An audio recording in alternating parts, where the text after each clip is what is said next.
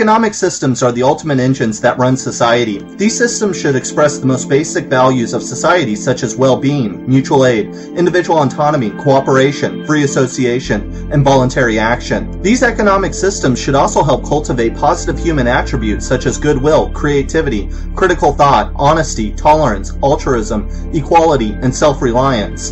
In many ways, these qualities follow the golden rule: treat others the way you would like to be treated. While some left-libertarians believe in free markets, most do not. For this reason, a left-libertarian society would have a diversity of economic systems. People should have a choice because economic systems, more than anything else, directly affect their everyday lives. Any type of economic supremacy will produce a society where everyone drives the same cars, lives in the same homes, and receives the same education. In other words, think the same, act the same, and live the same lives. Human beings are diverse, so any kind of economic system should allow differences to flourish. Left-libertarians, by their very nature, are against the kind of economic fundamentalism that is so prevalent in our political system today. For non-market libertarians, life is more than the car you drive, the home you live in. It's the pursuit of experiences worth tallying into a life. Non-market libertarianism is just a preference, one that I hold. Understanding a non-market system can take a lot of time. For most, the world can only be composed of state capitalism, state socialism, or a mix of the two. In speaking about a non-market system, I consider state socialism to be out of the question. The system of the Soviets and Maoism have proven to be disastrous for human beings because of the use of central planning and concentration of power. Under a non-market libertarian society, communities themselves are free associations based on voluntary action and living under libertarian principles. Decision-making and power become completely decentralized and are placed in the hands of every individual. There is no central body, and each economic apparatus is spread out and self-managed without the use of any coercion. As with worker self-management, decisions are made by participatory democracy. These communities can be as small as 100 people or as large as 500,000. Ideally, communities would be the size of a small town, allowing everyone to be heard and have a say over their own life. Because these are free associated communities, the people who decide to live in them also choose to come together to work towards some practical and achievable end. Like most free associations, individual freedom should be harnessed within it, but must also be extended to include collective freedom. In many ways, these communities work along the same lines as worker self-management. Through economic and community self-management, profits as the sole driving force are removed. This is not to say that economic self-management does not recognize things like supply and demand, scarcity, efficient use of resources, and all the other things essential for an economy to thrive. In many ways, I think non-market libertarians have better ways for resolving these issues. The purpose of this video is to lay down the basic framework. I should also say that the following should not be seen as a blueprint for a future society. Many criticize any attempt to describe non-market possibilities. This particular attempt in describing these systems should be viewed with extreme skepticism or even impossibilities. Predictions of the future are usually wrong. With that said, the following are just possibilities that may or may not be achievable.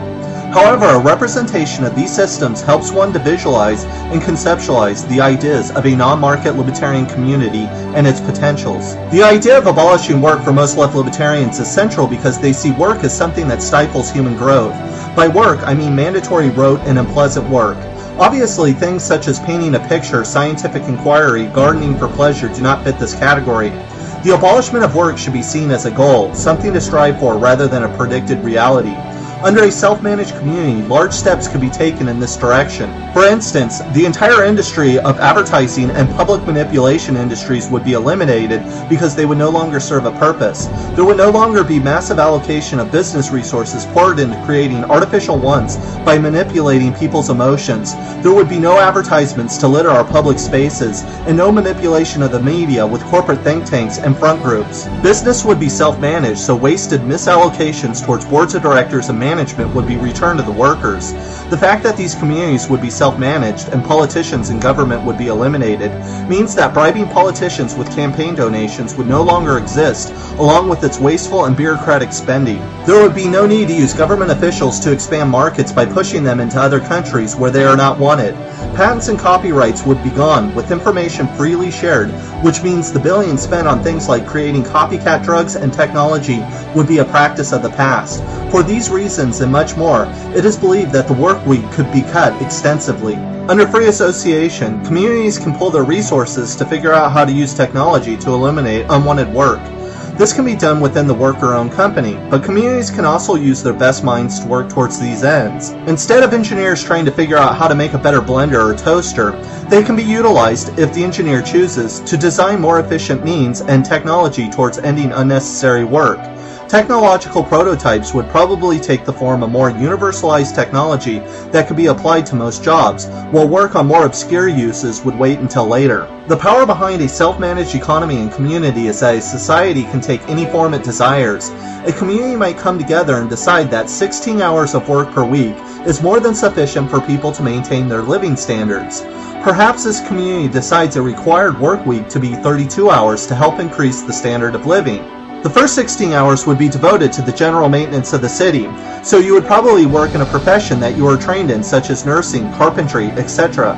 These jobs would be under worker self-management. The second 16 hours would be devoted to an association of your choice. These associations should provide some kind of service to the community. The main purpose of these associations are to pursue the things that you love. These voluntary groups might take the form of music, cooking, gardening, teaching, physics, painting, architecture, engineering, sports, and so on. It doesn't matter as long as they are somehow productive.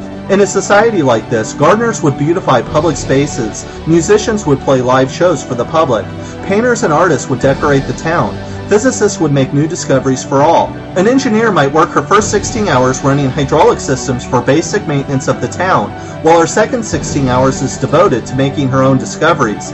This information would be freely shared for all.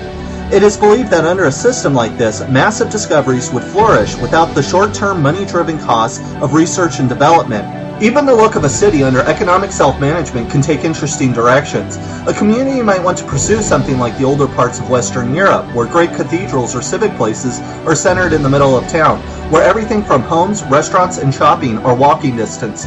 A place where architecture actually expresses its history, people, and culture. Or perhaps a community would want something more futuristic, like the ideas proposed by Jacques Fresco, where an entire city is automated and people live in alien-looking homes, a place where science and community are central, and people look forward to a world of post-scarcity.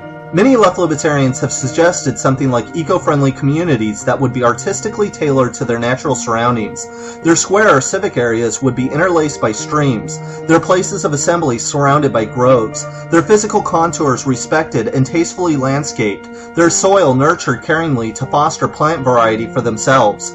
The town would be decentralized and scaled to human dimensions, using recycling as well as integrating solar, wind, hydraulic, and methane-producing installations into highly spotted patterns for producing power. Agriculture, aquaculture, stock raising would be regarded as crafts. Perhaps none of these things sounds interesting to you. The whole idea is that you will be allowed to help decide rather than corporate and political interests that dominate our lives. Economic self-management should help facilitate people to consider their own ideas and use their own creativity to design the places they'd want to inhabit.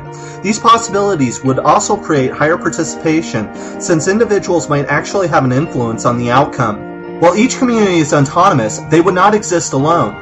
Nearly all communities would be connected by a web and integrated into a federation. Federations have absolutely zero power. They only exist as a statistical and coordinating body. The federation would be a makeup of delegates from each community. The federation is also a free association where communities can disassociate any time. All interactions are designed so that self-interest facilitates mutual aid and cooperation of each community. Left-libertarianism works like any other political and economic system. The only difference is that it is structured differently. These structures are designed solely for the purpose to maximize what is good in humanity, such as liberty and cooperation, while limiting what might be considered bad, such as greed and self-indulgence. This is why non-market libertarians prefer this system. We cannot exactly spend our way into these types of societies through market forces. In almost every culture throughout time, the golden rule has been a central ethical principle. Almost every religion and every school of philosophy have endorsed it.